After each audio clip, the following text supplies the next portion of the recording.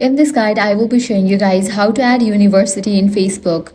Let's get started. First, launch your Facebook app. Make sure you have already logged into your account. Now navigate to your profile page. For that, click on the profile icon given at the top left. Once you're on the profile page, at the top, you're going to find this pencil kind of icon. You'll need to click on that. With that, you'll be directed to the edit profile page. Now scroll down, find the section education. Click on it. You're gonna get two options, at college or at high school. Select the option of your choice.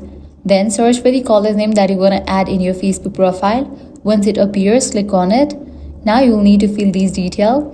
Select the start date, likewise the end year. Then select the field of study.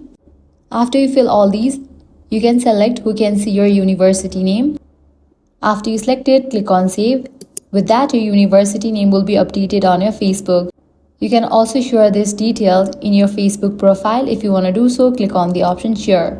And that's it. This way you can easily add university in Facebook. If this guide helped you out, do not forget to like, share and subscribe.